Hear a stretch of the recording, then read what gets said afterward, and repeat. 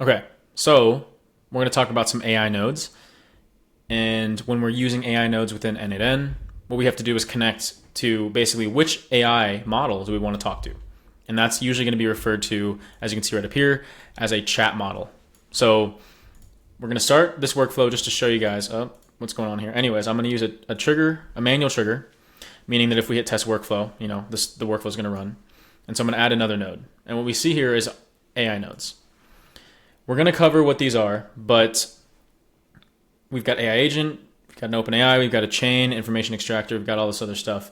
AI transform is one that I hardly ever use, but what you can do is modify data based on an instruction. So a lot of these can do the same thing, but they're wrapped up differently. Anyways, let's say we're clicking into an AI agent. What we have here is a chat model. And this is where you'll click on the plus, and you can see here are different language models that we can connect to. So if you're going to do something like OpenAI, you can see that what it's going to do is obviously it's going to ask you for an API key.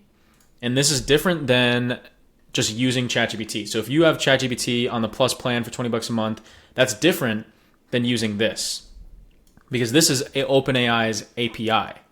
So what you would do is you'd come to OpenAI, right? And you can click login, and you can either go to ChatGPT or you can go to the API platform. So it's two different things. This one's $20 a month. This one is I'm going to load in my credits, and these are my credits that run every time I access ChatGPT's API or OpenAI's API.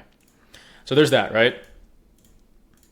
What you've probably seen me do in a lot of my YouTube videos is I use OpenRouter, because what OpenRouter is it's a chat model API where you can connect to 300 plus models. If I clicked into here, we could see we have all these different models to choose from.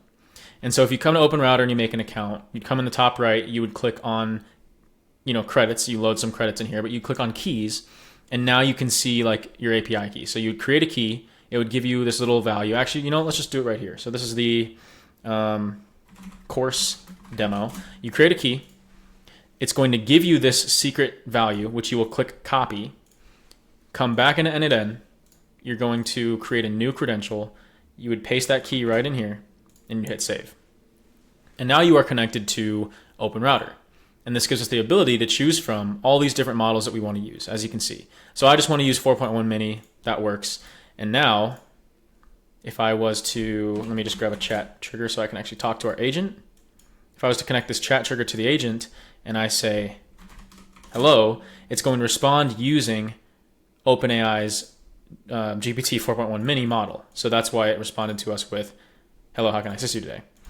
So I like to use OpenRouter because I get some visibility. If I go to my activity, we can see my input and output tokens. We can see the cost. We can see which model was used, which is pretty cool. It does charge like a 5% markup or something pretty small on if you were actually to use OpenAI's API straight away from their chat model.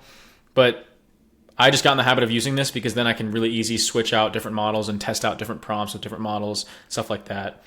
So just wanted to make a quick video about that. But if, a chat model, it's the exact same thing as an AI model. And these are the ways that you access them. So I just wanted to show you guys how that worked. And now let's go break down some of these AI nodes.